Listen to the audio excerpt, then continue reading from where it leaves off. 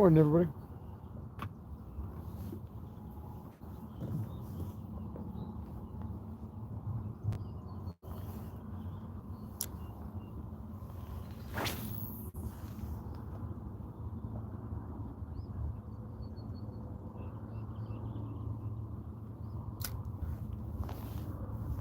Give everybody a few minutes to get on. Say good morning.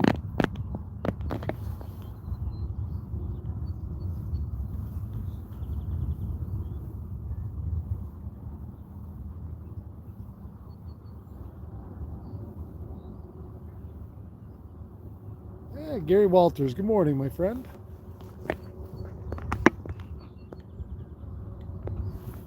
Make sure all my volumes are up here.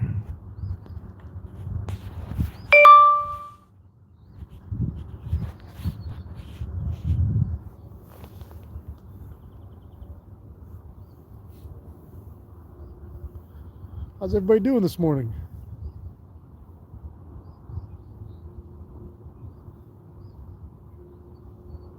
What a beautiful spring day, let me tell you.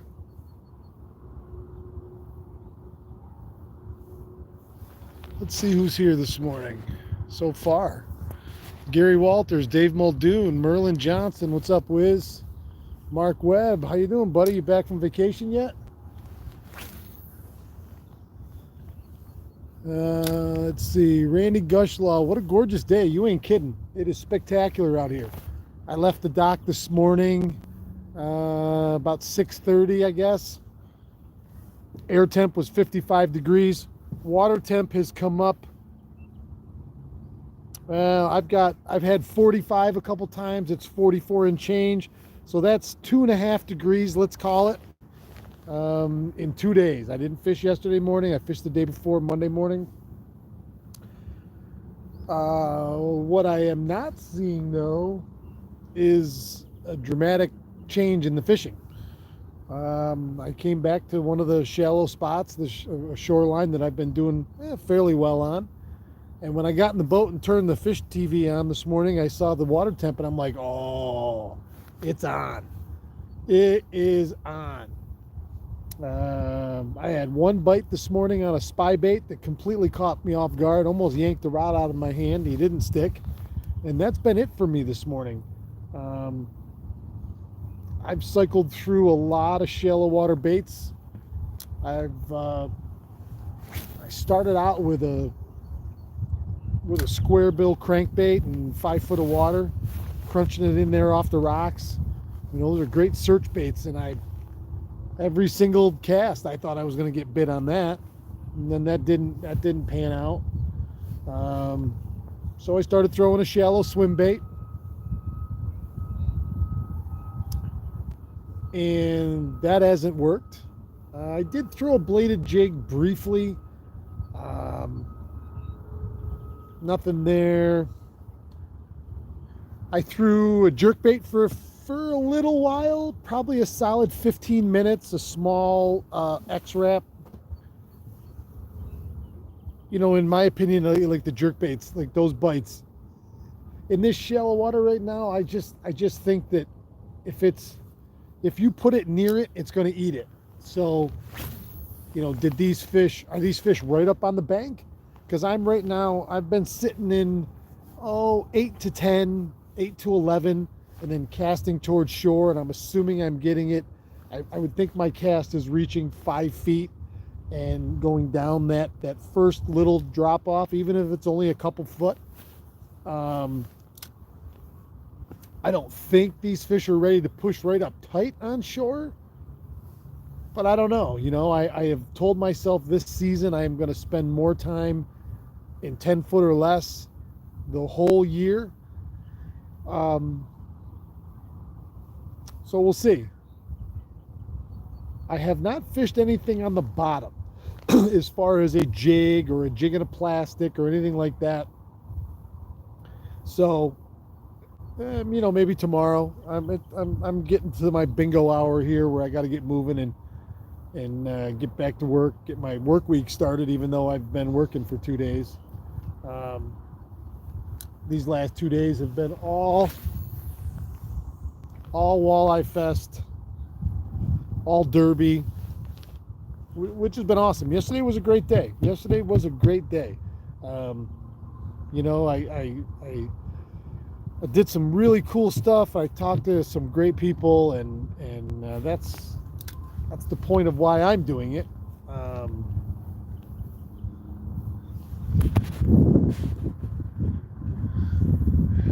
Randy Gushaw, Eric Wisniewski, what's up, Wiz?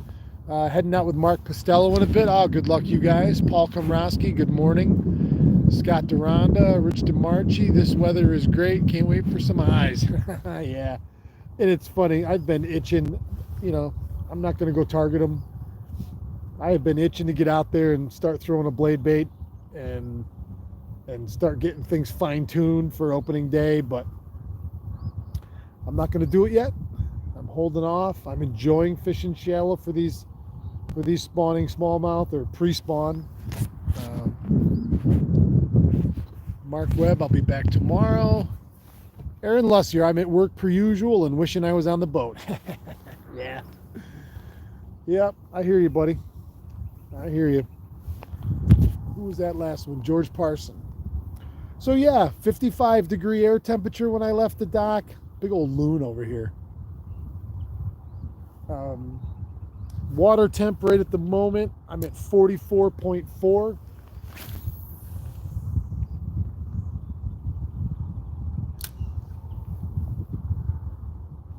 Flat calm, there's just a little bit, well, it's picked up a touch. That wind howled yesterday all into the night, you know, shit to the, at some point in the night after I went to bed, it must have laid down. Because I assumed when I went to bed that I wasn't going to be fishing this morning and I was going to be in the office working on more Walleye Fest stuff. First thing I do when I wake up in the morning is I look out my bedroom window, and that's where there's one.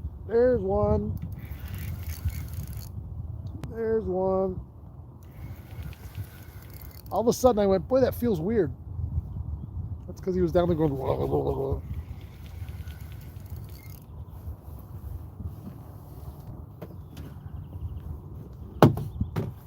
I'm going to get the net.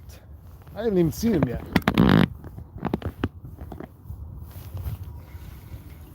Have not even seen him yet. What do we got here? Big old pickerel.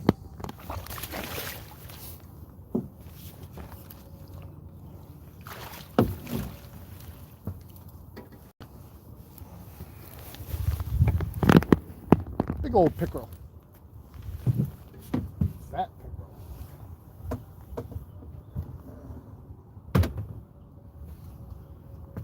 Swim baits.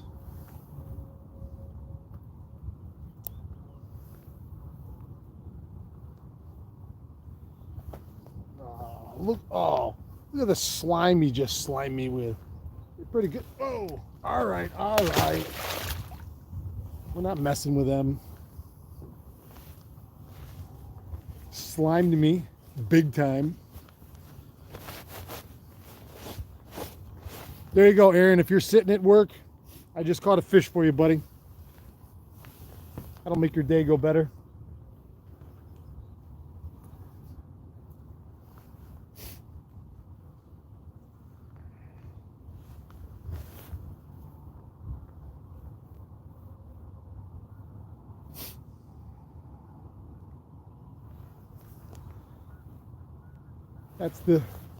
That was the beast right there. That's just a little 1/8 ounce pillhead, and that is a Kalin's. I don't know what they call that. It's a Kalin's swim bait in that Tennessee shad color. That's a Tom Boley right there. He's a big fan of Kalin's. I'm assuming he's sponsored by them, and I know that they're a Midwestern company. That's a big fat pickerel, though. I'll tell you what. Surprised he hasn't spawned yet, because that sure looked like that was pre-spawn on that fish. And action. Aaron, don't cry, buddy. The weekend will be here soon enough. It's hump day, baby. It's hump day. I'm just getting my week started and it's already half over. That's odd.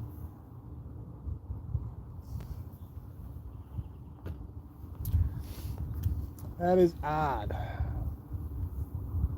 Let's see if I can get one of those other, see if I can get another one of those. Geez, I think I got something bite. They're fun. You know, like anything, so fishing these swim baits, okay? Let's talk about the fishing these finesse swim baits.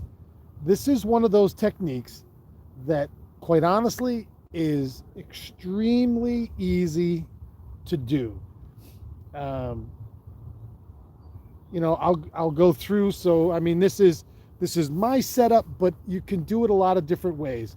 You know, my setup. This is the JT rods. This is the JTX medium light 7'9", and I'll tell you, I wish I had something, and I've already been in talks with the company. I'd like something that's 8.5, with even a lighter action and a little bit faster tip, so I could really launch these super small finesse. Like this is an 1/8 ounce head, so you got to put a lot of effort for it to get it out there. I'm running straight 6-pound mono on my spool.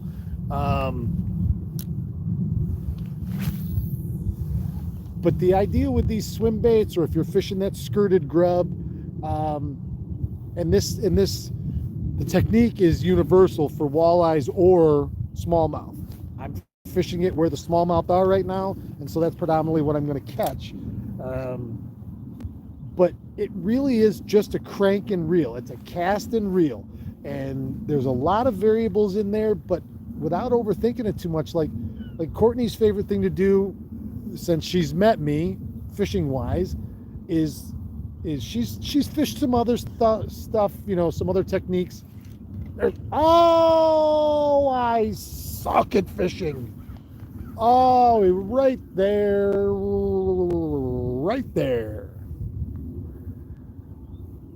The color of this pen is royal blue. If you know, you know on that one, because that's one of my all-time favorites. It's just a matter of getting it out there and then figuring out by process of elimination where those fish are in the water column. So if you're fishing in 15 foot of water and you're seeing marks tight to the bottom, you got to get that swim bait down to the bottom. You got to keep it down there. So what does that mean? That means watch your line, count it down, hit the bottom, and then slow crank. And every once in a while I'll stop and I'll let it go back to bottom, and then I count. Once I stop my reel and I watch my line as it falls until it hits bottom and bellies, I watch that and lets me know how far off the bottom I am. Now, later on in the season or later on in the summer, you can go much faster on the retrieves because those fish are actively chasing. I tend to run things in cold water fairly slow, if not really, really slow. And then you just feel the rod tip start to load like this most of the time. Once in a while, you'll feel that hard bite. Once in a while, you'll feel that tick, and then it starts to go over. Anybody can fish a finesse swim bait. It is simply chuck and reel. It is just a matter of how you retrieve, how fast. I don't really put any action into it. I'm not twitching it or jerking it. There are other things that you can do that with, like a jerk bait or a soft plastic jerk bait. This is predominantly a straight line bait, and that little tail right there is what does it, is it's coming through the water. One thing you can tell on your swim baits, like like this one too, you can see how far. So if this is parallel, you can see how far it droops. That's nice and soft. You're going to get more action out of that tail. Some of those other ones, like I use those Salmos.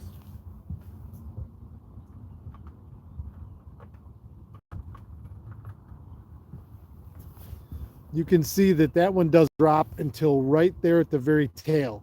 So that's going to be a straight body bait with a real, nice little wiggle at the end. I encourage everyone to put this technique in their toolbox. If your tackle and you're different and the stuff you have is really tools to do different jobs, I'm going to tell you what, You'd be hard pressed to catch a fish. Let me rephrase that. How do you say that? If you had to catch a fish, I'm pretty sure I'd be throwing a swim bait, because they're minnow baits. They look real, and fish eat them, and every species of fish eats them. Every big fish eats little fish, and that's directly from my buddy Bernie Haney. Big fish eat little fish, and so we present little fish out there to them in such a way that, I don't know, that slow, steady retrieve. I've heard and read where people say, "Wow, the fish, the predator thinks that they don't know that they're there because they're just swimming straight like this slowly, and that makes them a little cuckoo for Cocoa Puffs, and they go and kill it." I'm not sure, but finesse swim baits are something that everybody on Oneida Lake or any other body of water should have in their arsenal, and have enough confidence in it to, it sounds a little silly sometimes, it's just chuck and reel. Last year when I fished with Mike Casano, he's one of the best swim bait fishermen I know, the finesse swim baits, and I was fishing a blade next to him, and after he got to about 5-1 on me, I switched over to the swim bait, and like with anything else, I'm always in the mood to learn something new. I'm not one of those people that think I've got it all figured out. I always am a little leery of people like that, because I just don't believe that, even if it was possible to know everything, there has to be something new to learn. And so I'm always open to learn, and I glean things from a lot of people, and then I turn it around and I pass it on to you guys, and you vet it, you see if it works, you see if it's reasonable. But when you're fishing with somebody and they're in the back of the boat or front of the boat and they're tuning them and you're not, you got one of two choices. You can be negative and go, yeah, fine, or you can go, oh wow, let me really focus on what that person is doing and how and why, because somewhere in that study of them, you'll find the key, which is something they're doing it's not necessarily something that they're doing and you're not. It's something they're doing that the fish like. That's ultimately, that's what matters.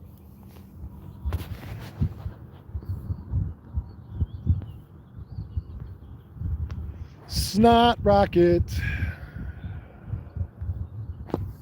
Mike Kuzniak. Kuzmiak. Looks like the lake they laid down real nice, Clark. Yeah, it's beautiful out here right now. It's absolutely beautiful. Feels like June already. Where could I find the video of Constantia Fish Hatchery fish tagging? It's not up yet, Mike. Courtney hasn't even started. I've got to download all the footage. It's probably going to be a week. Videos don't happen overnight, I can tell you that. I love that movie. So do I, Tammy. Courtney and I watch it every time it's on.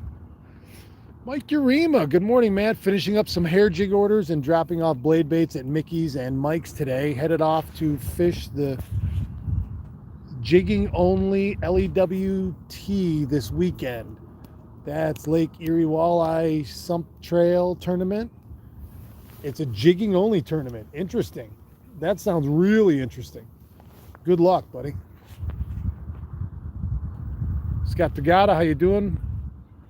Aaron Lessier, I've never really fished plastics much, but this year I have a plan to work on that technique more.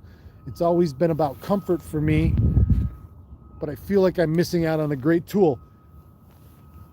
Listen, I got you, Aaron, with the old saying, the comfort zone, nothing grows in the comfort zone. And you got to get outside your comfort zone.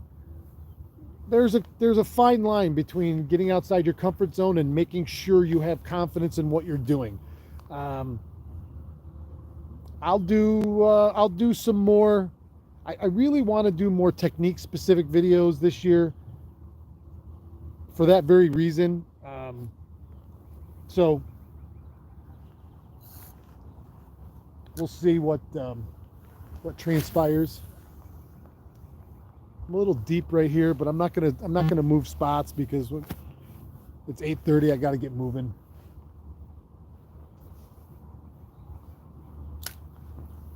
But there's, in the world of plastics, again, and I'm only talking right this second about Finesse swim baits, soft plastic Finesse swim baits, and there's 1,000 companies that make them, and there's 1,000 companies that all make really good ones. I just caught that pickerel on a Kalin's. I fish Kalin's 3 or 4 different styles quite a bit. I predominantly fish Kitex.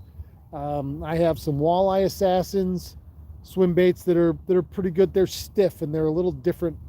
They're a little different profile. I tend to jig them more off the bottom than I do swim them. I've always been a Kitex soft plastic swim bait guy. They're not any more expensive than anybody else. They're super soft. There are times where you only get 1 or 2 fish out of each of them before they're shredded or they're destroyed. It's a trade-off, I guess. It's $6 for, they're probably $1 or so a piece, and how much is that fish worth to you? I have heard a lot of great things about Z-Man with that Elastec and their swim baits and how good they run and how many fish you can catch on them. It's almost infinite because that elastic material, you can pull it all the way apart and it won't break. And so, I plan on trying them more this year. There's a lot of people that are making boot tail. I fish the mega bass a lot. The Hazadong shad in 2 different sizes. That is a favorite of mine. Jackal makes. I'm also a Japanese tackle nerd.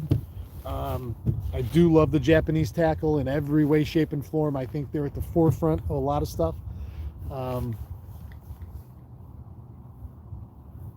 So I'm not going to tell you there's only one brand because I would never tell you that. There's 4 or 5 or 6 that I fish, and I know there's plenty more of them. Strike King makes a full line of the Rage Swimmer, which is pretty similar profile and action to the Kitex. So a lot of great ones out there. And as far as jig heads go, a simple round ball head will work 99% of the time. There's nothing wrong with it, and you can fish it anywheres from, if you can get them as small as an 1/8 ounce all the way up to a 1/2 or 5/8. Last fall and winter, you guys watched me dragging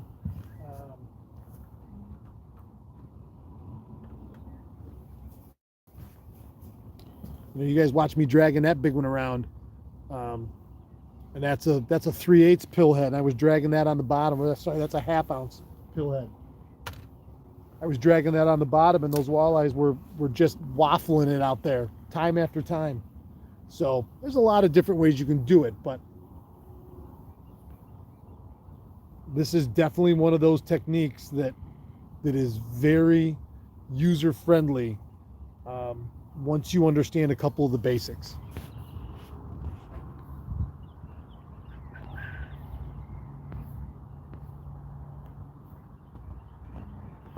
Chief Stone says, Matt, of all the swim baits you toss, what's been your most successful color? Chief, I vary that depending on water depth and clarity, so that can depend. In Kitech, there's 3 or 4 of them that I can't live without. My wife's favorite color is the bluegill flash. There's the gold flash and the silver flash. All 3 of those are outstanding colors, and you could stop right there if you wanted to. My buddy Larry Mazer and Ian Renfrew last year turned me on to that. The one I just showed you, that chartreuse and blue laminate Kitech. Kitech calls it a blue truce. For smallmouth, because they're so visual, you can fish those bright colors in any water condition, and they'll eat it. So that's a 4th one that I like a lot. This Kalin's is in the Tennessee shad color. which is a great color in clear water. That's a Tom Boley favorite that I picked up from watching him.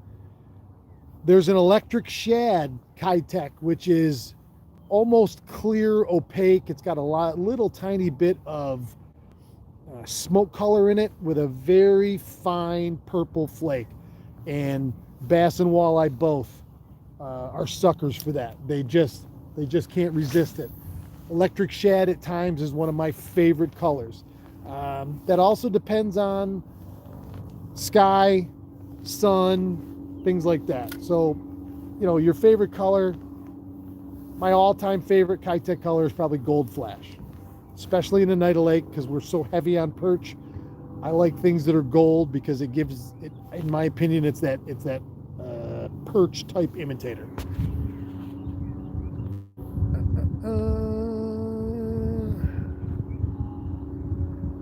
Aaron says a lot of it for me is not really knowing what jig weights to go with or get a lot of it for me is not really knowing what jig weights to go with or get a bit overwhelmed when I'm looking to purchase plastics. Listen, I got it. So go in. So a good mix of, let's just talk Oneida. I mean, it could be anything, but a good mix is for jig heads. Just get a good round ball jig head with a thin wire hook and a good keeper on it. Okay, so that's your jig head, and there's a lot of people that make them, but you want a fine wire hook and you want a good keeper on it. Okay, so it's going to hold your plastic, and I still glue my plastics.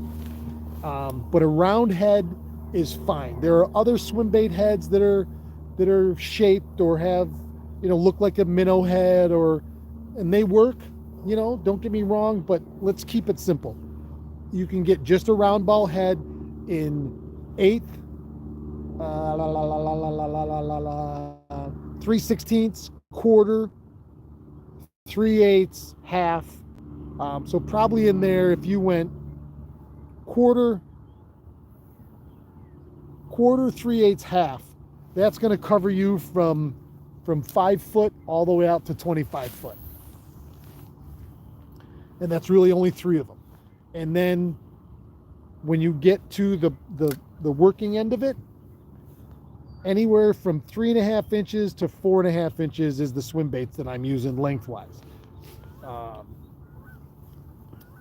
There's a lot of places that have good selections of those Kitechs, and you can see the different bodies. Like some of your swim baits are nice and thin profile. Some have that fatter profile.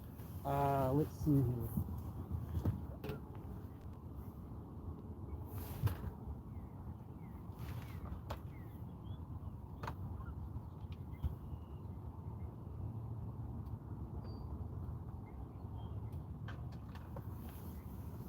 I don't have any of the thin Kitechs, the original Swing Impact.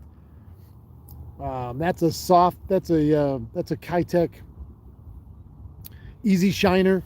It's got smooth sides. It goes through the water. It's got less vibration. It moves less water.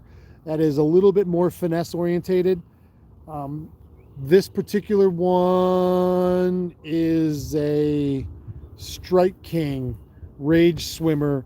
This is more the fat style. See the body profile, how it's much fatter right there? That's a smallmouth magic color, which is also outstanding, especially later on in the year. There is a lot of different ones. There is. But you could get away with, you know, with a couple different bodies and couple 2-3 different size heads and really cover everything you need to get out and start to be successful.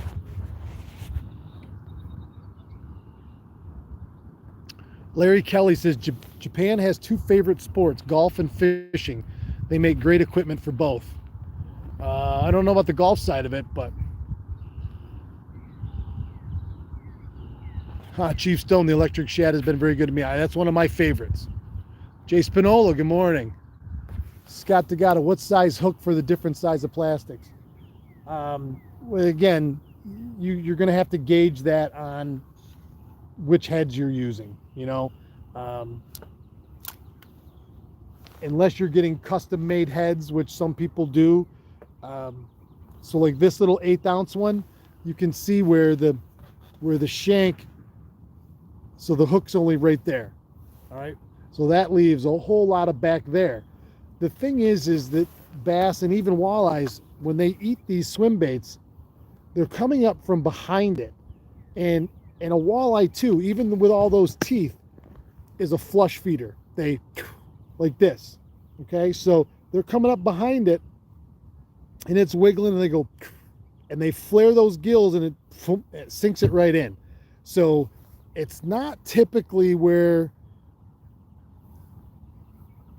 that's fairly short. I mean, that's my coffee.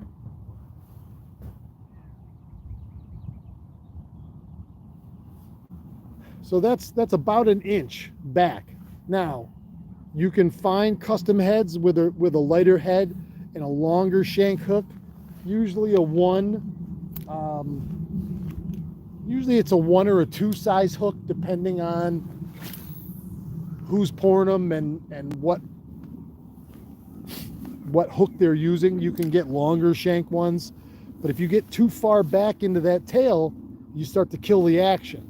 So I don't really worry too much. Like, I don't ever run a stinger back there. If I was running a big 5 or 6 inch swim bait, maybe I would, in case if you were getting, short bit on it. But I don't really mess with that too much, and you don't miss too many fish. You reel into them once you feel them, and it's already in their mouth. So I'm not really too worried about the length of the hook shank.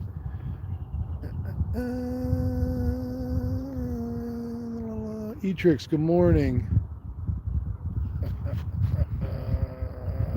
I just covered stinger hooks real quickly. I've never been a fan of them. I never ran them on my bucktails. I shouldn't say that. I have run them once in a while on my bucktails in the old days. I don't run a stinger hook right now on anything. If I was fishing really big, morning Keith, if I was fishing really big swim baits, 5, 6, 7 inches, I might. But I'd have to wait and see what the situation was first as to whether I was getting short bit and missing stuff. Then I might go to a stinger. But all right, it's half an hour. I got to go, guys. Thank you. Love you guys a lot. It's Wednesday. It's hump day. Be good. Do good. I'll see you guys somewhere tomorrow morning. Keep your tip up.